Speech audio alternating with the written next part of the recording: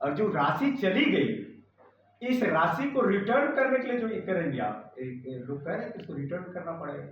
तो एक तरह से आप मैया सम्मान की तो बात करते हैं और एक तरह से मैया का अपमान जो कर रहे हैं, इस तरह का महिलाओं को अपमान होने नहीं देगा आजसू पार्टी। और रोजगार के मसले पर आजसू पार्टी युवाओं के लिए लड़ने के लिए तैयार है, क्योंकि हम महिलाओं के प्रति, युवाओं के प्रति हमेशा से संवेदनशील रहे हैं और मैया के सम्मान के नाम पर उसका अपमान होने नहीं देंगे। पहले कि आजसू पार्टी झारखंड के नौजवानों के अधिकारों को लेकर, नौजवानों के सवालों को लेकर, नौजवानों के रोजगार के सवाल को लेकर, नौजवानों के नौकरी के सवाल को लेकर बहुत प्रतिबद्ध है। और बहुत जो लोग इस तरह का कर्म किए हैं, जिसके तहत ये तो इस तरह से कहा जा रहा है ना कि जो पैसा पहले दी गई वो सिर्फ और सिर्फ चुनाव के दृष्टिकोण से दिए गए, मैंने ये कहेंगे। और बहुत कह सकते हैं कि मुखर तरीके से आजसू पार्टी इसकी आवाज को बुलंद करेगा। तो यही आज मुख्य तौर पर हम घोषणा करना चाहते हैं कि आजसू पार्टी रोजगार के सवाल पर अब सरकार से सवाल करने वाली है और तमाम मुद्दों पर हम सरकार से एक तरीके से आर पार की लड़ाई लड़े। लेकिन हर जगह सरकार विवादों में फंसती है। जिस तरीके से सीआईडी जांच में ये बात सामने आई है कि सेटिंग गेटिंग हुई थी, प्रश्न पत्र लीक हुआ था, सरकार की जांच एजेंसी ने ये साफ जाहिर कर दिया है कि पेपर लीक हुआ तो पारदर्शी व्यवस्था के साथ लागू करेंगे। सरकार ने कहा था परीक्षा, परिणाम और नियुक्ति ये तीनों हम समय से करेंगे। खेलगांव में बलिदान दिवस आयोजित किया। कल का बलिदान दिवस मुख्य रूप से झारखंड आंदोलन में जितने शहीद हुए हैं, झारखंड आंदोलनकारियों के ये समर्पित था और यह एक ऐतिहासिक दिन था और इसलिए इस ऐतिहासिक दिन में हम लोगों ने कुछ कार्यक्रम लिए हैं। संगठन को विस्तार करने के संदर्भ में कुछ संकल्प भी लिए हैं। मैं विस्तार से बताना चाहूँगा कि पहले तो जितने लोग इस कार्यक्रम को सफल बनाने में पार्टी के केंद्रीय कमेटी के सभी पदाधिकारी, जिला के पदाधिकारी, प्रखंड के पदाधिकारी और पंचायत स्तर के सक्रिय कार्यकर्ताओं को, साथ ही साथ अनुषंगीय इकाई के सभी पदाधिकारियों को, नगर के पदाधिकारियों को मैं आभार व्यक्त करता हूँ। आपकी अहम भूमिका रही है। मैं सबके प्रति आभार व्यक्त करते हुए ये कहना चाहता हूँ कि पार्टी ने तय किया है कि संथाल हुल 30 जून हुल दिवस है। संथाल हुल सिद्धू कानू के, चांद भैरव के हुल के कारण और करीब करीब 10,000 झारखंडी संथाल भाई उसमें शहीद हुए थे। इसको हम शहादत दिवस के रूप में मनाते हैं या हुल दिवस के रूप में मनाते हैं। पार्टी संथाल हुल 30 जून को संथाल पटना में मनाने का निर्णय किया। 8 अगस्त निर्मल महतो का शहादत दिवस है। निर्मल महतो ने पार्टी आजसू को जन्म दिया, आजसू के सोच को स्थापित किया, आजसू को स्वरूप दिया। आज उनके शहादत दिवस ने हमको शुरू से ऊर्जा भी दिया है। उनके शहादत के बाद ही झारखंड आंदोलन में आजसू ने पूर्ण आंदोलन करने का निर्णय किया। हम 8 अगस्त निर्मल महतो के शहादत दिवस के दिन जमशेदपुर में शहादत दिवस मनाएंगे।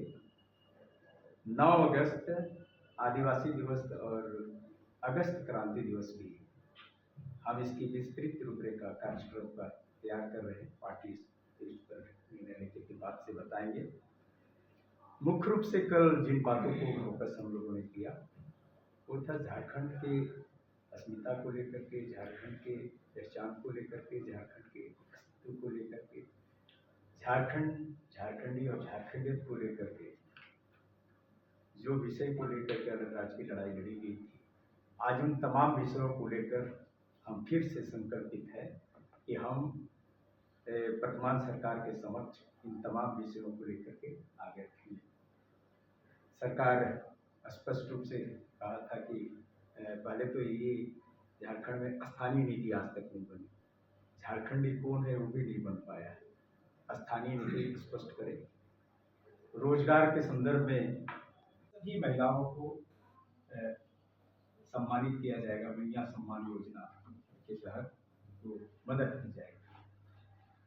चुनाव तक तो निश्चित तौर पर इन लोगों ने मैया योजना को की राशि करीब करीब लोगों को दिया, लेकिन वर्तमान में सरकार की तरफ से यही कही जा रही है करीब 6 लाख से ज्यादा महिलाओं को छाट दिया गया है। अब ये प्रश्न उठता है कि आखिर इतने लोगों को जो दिया गया वो किस नियम के तहत दिया गया, और आज जो हटाया गया तो किस नियम के तहत हटाया गया। अगर दिया गया और गलत हुई है, इसके लिए दोषीदार कौन है, इसके लिए रिस्पॉन्सिबल कौन है, उसको दंडित करने के लिए सरकार क्या कर रही है, उस पर क्या कार्रवाई कर रही है। छाट रहे हैं अभी, और जो राशि चली गई इस राशि को रिटर्न करने के लिए जो ये करेंगे आप, लोग कह रहे हैं कि इसको रिटर्न करना पड़ेगा। तो एक तरह से आप मैया सम्मान की तो बात करते हैं और एक तरह से मैया का अपमान जो कर रहे हैं, इस तरह का महिलाओं को अपमान होने नहीं देगा आजसू पार्टी, क्योंकि हम महिलाओं के प्रति, युवाओं के प्रति हमेशा से संवेदनशील रहे हैं और मैया के सम्मान के नाम पर उसका अपमान होने नहीं देंगे। पहले जो लोग इस तरह का कर्म किए हैं, जिसके तहत ये तो इस तरह से कहा जा रहा है ना कि जो पैसा पहले दी गई वो सिर्फ और सिर्फ चुनाव के दृष्टिकोण से दिया गया। मैंने ये कहेंगे कि चुनाव के लिए, चुनाव वृद्धि के लिए दिया गया, ये मैया सम्मान नहीं था, वो चुनाव वृद्धि के लिए सम्मान दिया गया। तब ये जिस तरह से काम हुआ है, ये हमको लगता है कि ये नियम कानून को ताक में दिए गए हैं, तो उसके लिए जो रिस्पॉन्सिबल है उस पर कार्रवाई सुनिश्चित हो। हम लोग इसके लिए जरूरत पड़े तो हम लोग और आगे कोर्ट तक भी जाएंगे। पार्टी ने बलिदान दिवस के तौर पर अपने बलिदान को याद किया, संघर्ष को याद किया, और जिस तरीके से संघर्ष की पूरी पृष्ठभूमि को तैयार करके झारखंड अलग राज्य आंदोलन को तैयार किया गया था और फिर झारखंड अलग राज्य हासिल किया गया था, उन तमाम पहलुओं और बिंदुओं पर झारखंड आंदोलनकारियों ने अपनी राय रखी। और जो कल के कार्यक्रम का जो सबसे महत्वपूर्ण पहलू था कि राज्य की जो युवा आबादी है वो एक तरीके से उनकी भावनाओं का हम प्रतिनिधित्व कर रहे थे, जो उनकी वेदना है, जो उनकी पीड़ा है, जो उनका दर्द है, जो रोजगार के सवाल हैं, जो यहाँ पर नियोजन का सवाल है, यहाँ पर जो आरक्षण का सवाल है, इन सवालों पर भी केंद्रीय अध्यक्ष जी ने बड़े विस्तार पूर्वक लगभग अपने 2 घंटे के भाषण में इन बातों को रखा। मुख्य सवाल जो निकलकर सामने आ रहा है कि झारखंड की सरकार ने ये कहा था कि हम यहाँ के नौजवानों को नौकरी देंगे, और सरकार ने एक कानून लाया था 2021 में, हालांकि फिर से उनकी सरकार आई है। उन्होंने कहा था कि निजी क्षेत्र में हम 75% का आरक्षण देंगे। ये पूरे कानून का अनुपालन नहीं हो पाया और कंपनियां हाईकोर्ट चली गई। उसके बाद सरकार ने फिर से एक रास्ता अपनाया कि हम आउटसोर्सिंग में 75% रिजर्वेशन देंगे। आपने देखा होगा कि पूर्व में ये कहा गया था कि जो 75% निजी क्षेत्र की नौकरी है उसमें 40,000 रुपये तक की जो सैलरी की नौकरी है उसमें स्थानीय लोगों को दिया जाना था। लेकिन ये सरकार अपने 6 साल के लगभग के कार्यकाल में अब तक स्थानीयता के सवाल का हल नहीं निकाल पाई है, स्थानीय नीति का मसला अब तक हल नहीं हो पाया है। दूसरा सवाल ये खड़ा होता है कि इस राज्य के अंदर जो 4,88,000 सृजित पद है, उन पदों में 2,88,000 पद खाली पड़े हैं, और उन पदों पर जो भी नियुक्तियां होती है वो विवादित हो जाती है, चाहे वो जेपीएससी का मसला हो, चाहे वो जेएसएससी का मसला हो।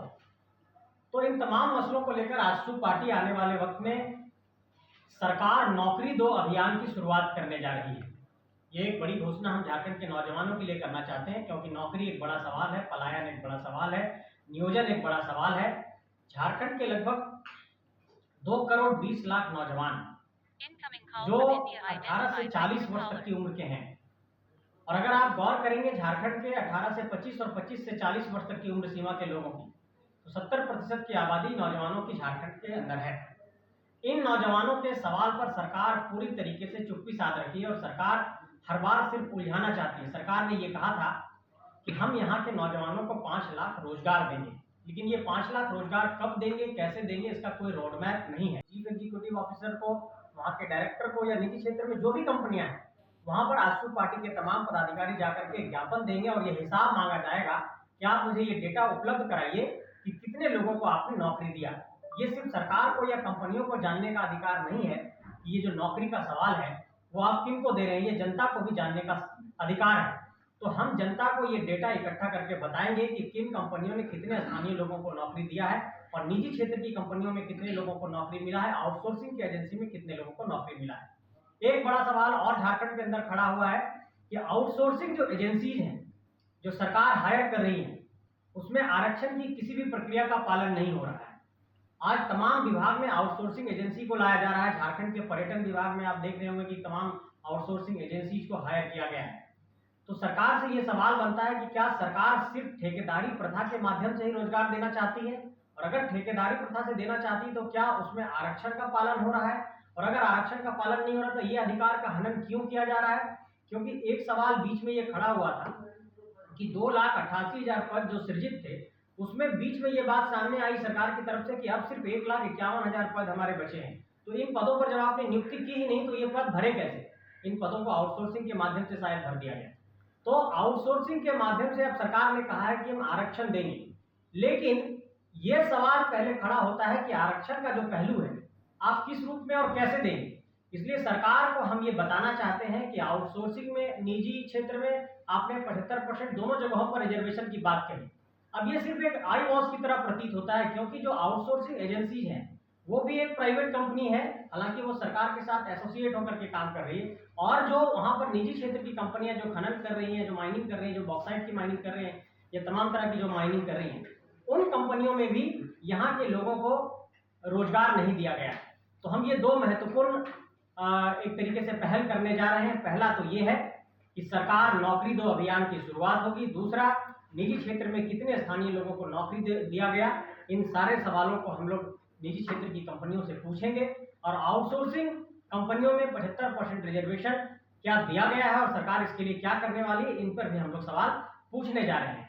एक और बड़ा महत्वपूर्ण नियुक्ति को पारदर्शी व्यवस्था के साथ लागू करेंगे। सरकार ने कहा था परीक्षा, परिणाम और नियुक्ति, ये तीनों हम समय से करेंगे। लेकिन हर जगह सरकार विवादों में फंसती है। जिस तरीके से सीआईडी जांच में ये बात सामने आई है कि सेटिंग गेटिंग हुई थी, प्रश्न पत्र लीक हुआ था, सरकार की जांच एजेंसी ने ये साफ जाहिर कर दिया है कि पेपर लीक हुआ था। तो इसके लिए अकाउंटेबल कौन है, उत्तरदायी कौन है, सरकार को भी ये स्पष्ट करना चाहिए। इसलिए हम सरकार से ये कहना चाहते हैं कि नौजवानों का जो नौकरी का सवाल है, जो यहाँ पर नियुक्तियों का सवाल है, वो समय से पूरा किया जाए।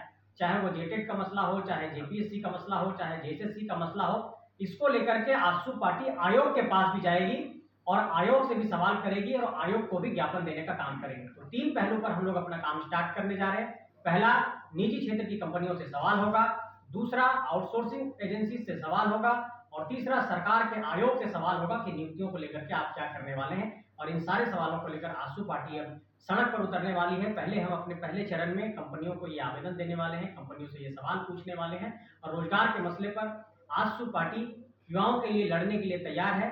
और कल हरिवंश टाना भगत के स्टेडियम में केंद्रीय अध्यक्ष सुदेश कुमार महतो जी ने साफ तौर पर यह कहा कि आजसू पार्टी झारखंड के नौजवानों के अधिकारों को लेकर, नौजवानों के सवालों को लेकर, नौजवानों के रोजगार के सवाल को लेकर, नौजवानों के नौकरी के सवाल को लेकर बहुत प्रतिबद्ध है और बहुत कह सकते हैं कि मुखर तरीके से आजसू पार्टी इसकी आवाज को बुलंद करेगा। तो यही आज मुख्य तौर पर हम घोषणा करना चाहते हैं कि आजसू पार्टी रोजगार के सवाल पर अब सरकार से सवाल करने वाली है और तमाम मुद्दों पर हम सरकार से एक तरीके से आर पार की लड़ाई लड़ेंगे। बहुत शुक्रिया। आप सभी मीडिया बंधुओं का आभार यहाँ आने के लिए। कल का दिन जो रहा हमारे लिए बहुत ही एक बड़ा दिन रहा। कल मैं अनौपचारिक रूप से उस आंदोलन से जुड़ा जिसकी शुरुआत कभी ना कभी मेरे दादाजी ने, उसी लड़ाई को आगे बढ़ाते हुए उसी विरासत को हमारे पिताजी ने आजसू का संघर्ष किया। और कल मैं भी इस संघर्ष का एक अहम भूमिका आजसू पार्टी के साथ जुड़ के यहाँ पर रह के अपने आदरणीय सुदेश महतो जी के नेतृत्व में कल हमारा ज्वाइनिंग हुआ। और मैं यही आशा दिलाना चाहता हूँ सभी को कि ये जो विज़न था झारखंड आंदोलन का, जो सोच था, जिस कारण से लोगों ने झारखंड के लिए संघर्ष किया था, उस सोच को कहीं ना कहीं अभी हम देख नहीं पा रहे हैं झारखंड में। उस सोच को कहीं ना कहीं लागू करने के लिए मैं आजसू पार्टी में आया हूँ और आजसू पार्टी के साथ जुड़ के उस सोच को लागू करते हुए युवाओं के साथ मिलकर एक बेहतर झारखंड हम लोग मिलकर बनाएंगे। लाइव लगातार के वीडियो को लाइक करें, सब्सक्राइब करें और बेल आइकन को दबाना न भूलें।